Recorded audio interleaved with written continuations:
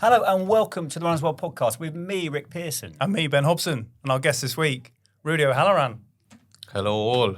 Excellent pronunciation of the name. Thanks very much. I probably got it right. Got it in one. There we go. Rudy, thanks so much for coming on the show. I think you've had an absolutely remarkable life. And there's been some real highs and lows. You were in prison at one point, and now you're sort of, the founder and the head of one of the fastest growing run clubs in the UK, which is an amazing journey. Could you give us a sense, at the start, what was life like growing up for the young Rudy in the Midlands? Thank you very much for the kind words and thank you for having me, Rick and Ben. Growing up for me, grew up in a single parent household, me and my father in an area where, there's probably like a lot of bad stuff going on. And subconsciously now I'm older, I realised that I did slip into a lot of bad things, but I think I'd done that to fit in, to find like a sense of belonging. Fair enough, yeah. You get like a snapshot of what happened to you. And it's kind of like, this happened at this age and this happened at this age. Yeah. Was it like a definitive moment, or was it just like a natural, for your environment, and just a natural progression into sort of like the stuff with dealing drugs and all this sort of stuff? It's not necessarily a conscious decision. It's just the nature that it just happens. Yeah, 100%. You know what? Like, I remember that I was slowly kind of drifting. And I think it was like when I hit year 7, like secondary school, for me, that was when like I was completely desensitized. But I think it was due to environmental factors. Like, I grew up around people dealing drugs and I saw it every day. So for me, it became normalized.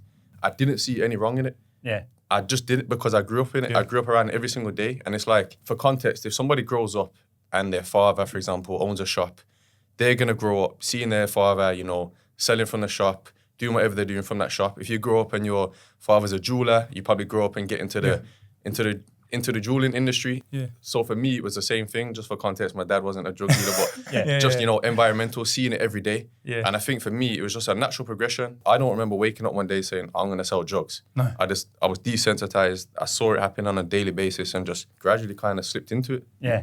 And it got pretty serious, right? I mean, I have here that you were shot at when you were 17. Yeah. At that point, did you want to get out of that at that point, but didn't feel like there was a way out? Or what was going through your head when that kind of stuff happens to you?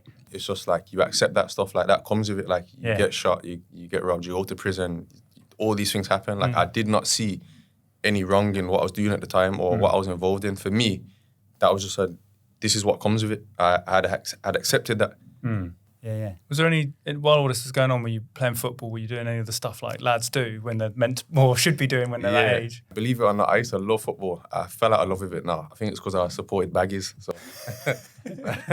West Brom made me fall out of love, man. Nah, you know what? I used to spend so much time playing in the park with friends. I used to play for like football team. I used to sit at home playing FIFA for hours. And you know what? This is something I often think about, It's funny you mention this because I've had this conversation with friends like, I don't know what happened, like how I just suddenly stopped playing football, fell out of love with it. Again, when you talk about like making decisions, I don't remember waking up one day saying, I don't like football anymore. It just gradually happened. I just gradually fell out of love with it and just kind of derailed away from it. Yeah. So then at 25, you go to prison, but things change because you discover a couple of things, I understand, training and reading. Yeah. I'm really interested in the reading part of it, actually, like how that had a positive effect on your life. You know what? Reading, for me, like, changed my life. It's something I still do every day. I read 2 books to start with that really changed my outlook on life. The first one was Think and Grow Rich by Napoleon Hill. And the second one was How to Win Friends and Influence People by Dale Carnegie. Okay, yeah. And that second book, How to Win Friends and Influence People, it honestly changed my life. And from the title, it sounds like manipulative, but it's actually not. And I'd like to say, even though I was involved in the wrong lifestyle growing up, I've always had a good heart. Like, I think my character has always been the same. So even though I was involved in a certain lifestyle and involved in certain stuff, I've still got my same friends from school that never got caught involved in that life. I've never done them any dirty. Like, I've always been, I'd like to say I had a good heart, just involved in the wrong lifestyle. Anyway, like, this book, it just teaches you how to be a good person. Like, it teaches you just basic communication skills that I feel like I wasn't doing, like, greeting someone by their name, smiling at them when you meet them, taking an interest in them, just remembering certain things about them. I started basically putting these skills to use, if that's what you want to call them, and giving positive energy to the world. I realized that positive energy was coming back to me. And it's kind of like, the energy you put out is the energy you receive. And it changed my life. Yeah, so impressive. Thank you. And then the other thing was just exercise, right? So you got your reading down and you started training. Yeah. And what did that look like initially in prison? Is that like the cliched image of a film? You know, like, do you know, or is there like gyms, or were you just literally in your room just moving press ups? Like, what were you doing? It was during COVID time. So I was saying to Sam earlier, I actually never experienced COVID in the outside world. So when I went to prison, there was no COVID. When I came out of prison, there was no COVID. So I never actually experienced what it was like. Yeah. But we were in an open jail where you're allowed out once a month. But because it was COVID, we wasn't actually allowed out. Right. So I'm in an open jail, but I'm not allowed out. So there was a guy, and he used to live in a prison cell opposite me, and his name was Tony from East London. And he used to wake up and train at 5 o'clock in the morning, every single morning. But because we lived in a confined hut, it was so small, you could hear a penny drop. So when he'd get up at 5 in the morning and train, it would wake me up. So obviously, it used to annoy me getting woken up at 5 o'clock in the morning. Right. You know what I mean? Yeah. And so one day I've gone out to him at 5 o'clock in the morning saying, bro, like, you keep waking me up. So I've gone out there to tell him off, you know. Yeah. The man told me off. He's like, nah, this is my routine. Like, this gives me structure, and I start my day off with a win, and it gives me a sense of achievement. Oh, yeah. So, like, in that moment, it actually inspired me, you know. And I'm thinking, you know what? Yeah, This is sick. And you know what? He threw me down a challenge, you know. And he said to me, like, you couldn't do this. Like, this isn't for everyone. Waking up at 5 in the morning and training, it takes discipline. But you know what it's like when someone challenges you? So it's like, you have to rise to the challenge. Yeah. So next day, I got up. I knocked his door at like 4:45. I'm up early. Me and him went to train out on the courtyard. Because it's open jail, you're allowed out on the courtyard at any time. Right. So me and him went out the front. Remember, we brought a mat out with us that he gave me. We started doing burpees, started doing laps around the prison, around the hut. And yeah, we were done by like 5:30. And then, you know, I used to say to him, like, what do you do now? And then that's when he used to like shower and read. But then, like, at that point, I was 27 years old. I'd never read a book in my life, because this was on the last year of my prison sentence. And yeah, he gave me the 2 books, Think and Grow Rich and How to Win Friends and Influence People. And so it's like a domino effect. So the training and the running taught me discipline. That got me into the reading. Then I started like educating myself through the books. And then, yeah, man, I just became a much more positive person, and just my life changed, you know. How does the training fit into life now? Like, is it still as important? 100%. It's routine. Like, it's daily routine. Like, it's religion. Yeah, I get that. So yeah, I train every day, whether it's a run, whether I go to the gym. Yeah. I have to get something in. I have to get my body moving. Yeah. Yeah, like, for me, that starts the day off with a win. Yeah. So you come out of prison a new man, really, or you know, Yeah. and you come up with this amazing idea for ROCUP, right? So can you tell us a little bit about that and like the kind of the ethos behind it? Yeah, so ROCUP, like, it's an acronym for Rise Over Challenges. So the ROC means Rise Over Challenges. So when I came out, I needed a sense of purpose. I needed a sense of belonging, because, you know, I'd lived a lifestyle my whole life. So me coming out at like 28, Yeah. I had no education, really. I got kicked out of school year 9, never went to college, never had a career. Not something I'm proud of, but it's just like, when I came out, I realized, if you take away my street life from me, I'm like a 14-year-old, and I didn't know where to turn in life. And I needed like that sense of purpose. And I realized that, you know what, fitness is what helped me change my life. So that's something I should refer back to now that I'm out.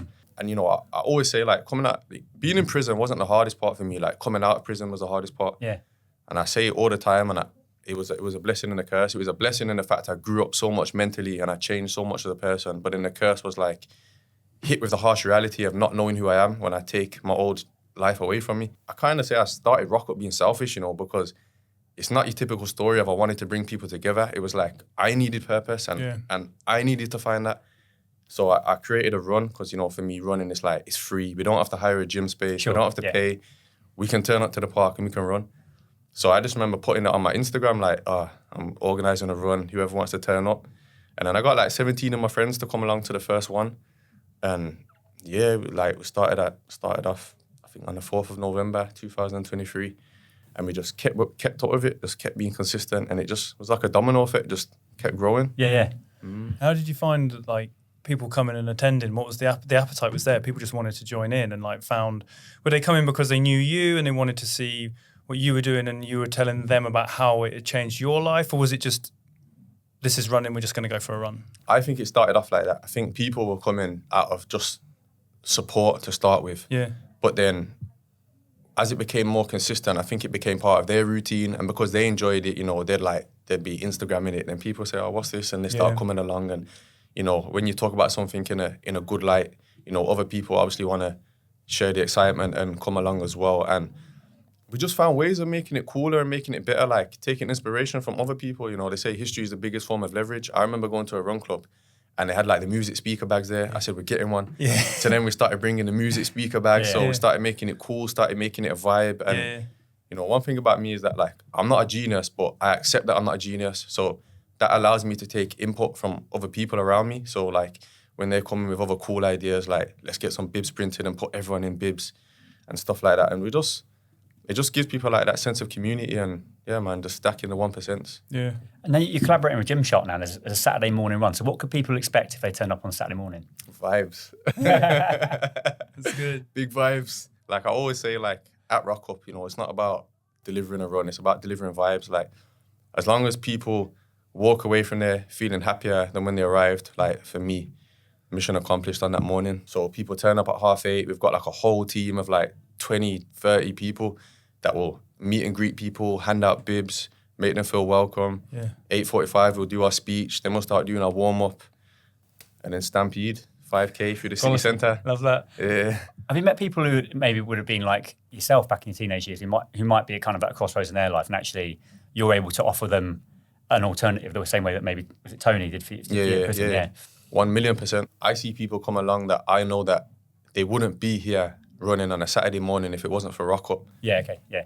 And I know, like, from testimonials, from people telling me how much it's changed their life and how much they needed it. And for me, I know it's something that could have helped me growing up if I had that. So, like, to see the positive impact it's having on people, especially, you know, people that are coming from that crossroad as well. Yeah.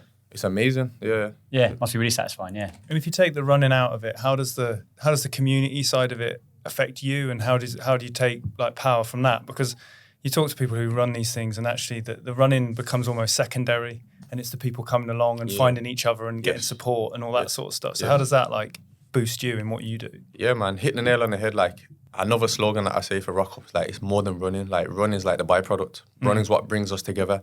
But really, it's a group of people that, you know, they're finding a sense of belonging, they're finding a sense of purpose, and they're surrounding themselves with more positive people.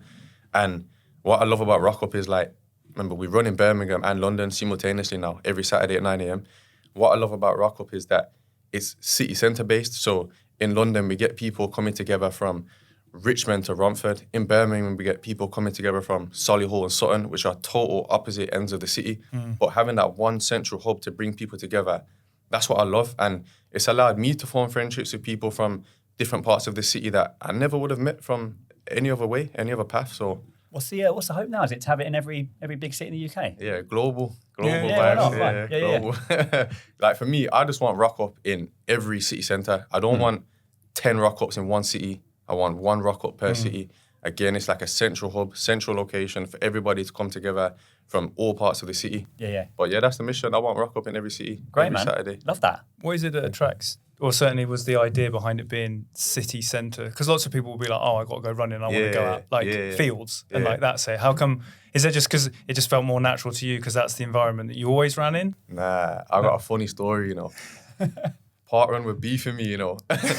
So I started running and we started off in a park, you know. Yeah. But me coming from my lifestyle, I've just never heard of Parkrun. Yeah. Like to me, they were non-existent. I think they're an amazing initiative, but I just didn't know about them. Yeah. So I'm just telling everybody, turn up to the park, let's run at 8:30, 9 o'clock.